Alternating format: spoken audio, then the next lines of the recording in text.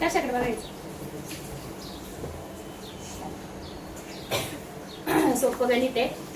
2 types of boxes, A type आणि बी type. म्हणजे ए टाइपला काय मानायचं? एक्स मानायचं आणि बी टाइपला काय मानायचं? Y. Therefore a type of boxes B x. ठीक आहे. आणि दुसरं काय? B type of boxes B y. ठीक. 2 टाइपचे बॉक्सेस आहे. Place in a truck. एका काय केलंय? ट्रक मध्ये ठेवले. कॅपॅसिटी दिलेली आहे 10 टन. किती दिलेली आहे? दोघांची मिळून. आता 10 टन म्हणजे किती? 1 टन म्हणजे 1 टन म्हणजे परत बोला ना किती? 1 टन म्हणजे 1000 किलोग्रॅम. समजलं? इथं किती दिलेले? 10 टन. आपल्याला ते टनाचं कशात कन्वर्जन करायला लागेल?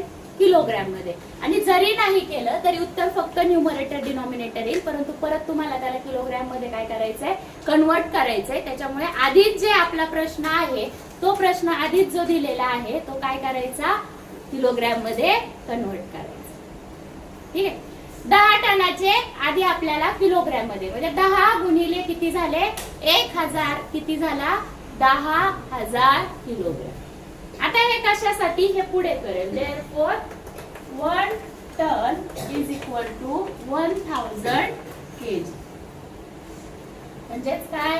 10 ton is equal to 10 multiply by 1000. उत्तर किती आलं? 10,000 किलोग्रॅम. इथपर्यंत आलं.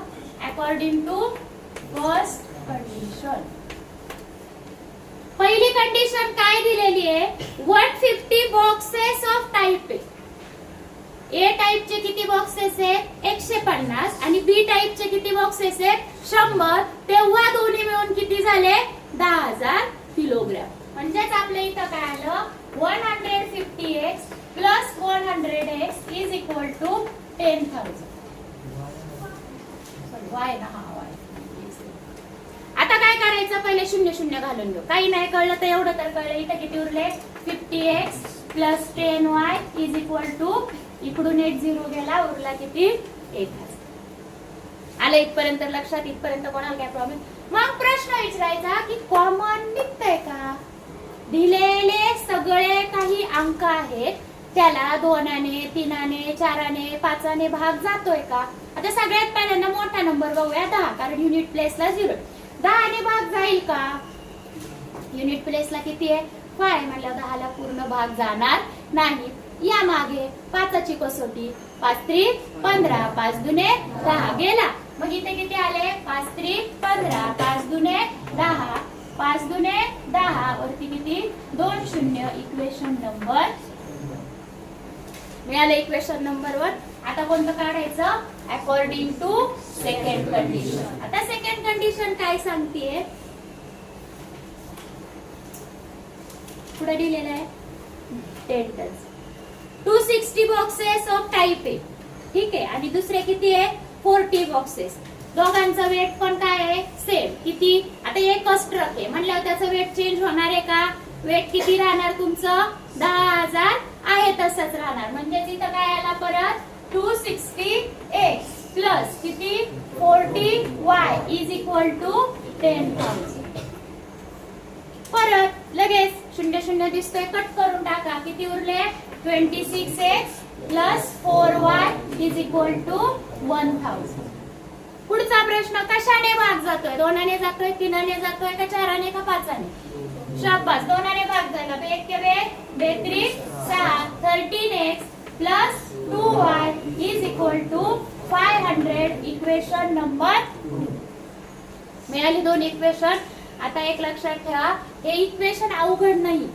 ह्यामध्ये आपण टनाचं कशात कन्वर्जन केलंय? पहिलं किलो मध्ये. आता हे पण का केलं? उत्तर किलोग्रॅम मध्ये आहे म्हणून. तुम्हाला जर टनामध्ये उत्तर काढायचंय तर टनामध्ये काढू शकता. खालचं उत्तराचा अर्धा मार्क कट. आता 1 टन जर घेतलं तर तुम्हाला लगेच कळतंय 1 टनाचं जर आलं किंवा 10 टनाचं जर आलं तर भाग पूर्ण जाणार नाही, अंशाने छेद येणार आहे. आणि शक्यतो जितका आपण सोपीकडे जात जाऊ तेवढा आपल्यासाठी गणित विषय चांगला जातो. त्यासाठी आता इक्वेशन नंबर 1 आणि 2 मध्ये टीचर सी तर दोन्हीकडे सेम आला 10,000. ट्रक एकच आहे ना, का ट्रक बदलली? ट्रकची कॅपॅसिटी सेम आहे, 10,000 किलो त्यामध्ये बसणार आहे का 260 बॉक्सेस घेतले आणि 40 बॉक्स दुसरे घेतले म्हणून कॅपॅसिटी बदलणार आहे? आलं लक्षात? 10,000 का घेतलं? आता पुढे इक्वेशन नंबर 1 आणि इक्वेशन नंबर 2 जर पाहिलं तर काय होईल? ऍडिशन सबट्रॅक्शन का काय सेम करण्याची गरज आहे? नक्की सेम करायची गरज आहे का? सबट्रॅक्शन का होणार? कशाला सेम साइन आहे? कशाला? 2y ला. समजलं? म्हणजे equation number 1 minus equation number 2. सांगा इक्वेशन नंबर 1 काय आहे? 3x plus 2y is equal to 200. पुढचं किती आहे? 3x plus 2y is equal to 500. काय करतोय? मायनस, म्हणजे इथं काय आला? मायनस, इथे मायनस, इथे मायनस. काय झालं? 2y कट झाला. बोला. 13 मधून 3 गेले, नक्की का? प्लस 10 का minus 10? Minus 10x is equal to minus 300 का प्लस 300? कळलं का? 500 मधून 200 गेले, 300 उरले. उत्तराला मोठ्या संख्येचं चिन्ह, दोन्ही साईडला मायनस मायनस साइन आहे म्हणून प्लस केलंय. क्रॅमर्स रूलचं वेगळं. आलं लक्षात?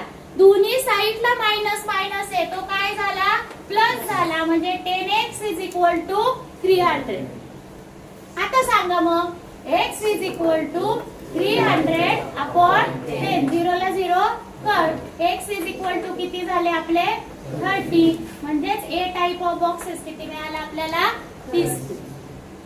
पुढचं x is equal to 30 14. Equation number कशात टाकता? 1 2 1. Equation number 1. इक्वेशन नंबर 1 काय आपलं?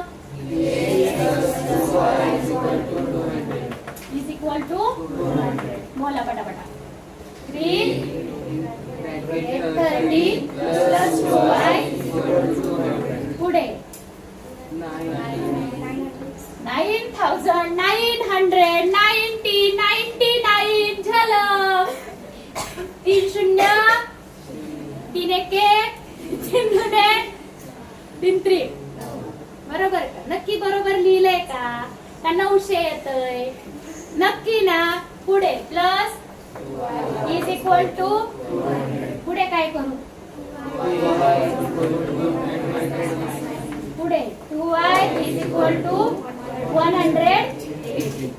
ठीक आहे. पुढे 2y equal to 180.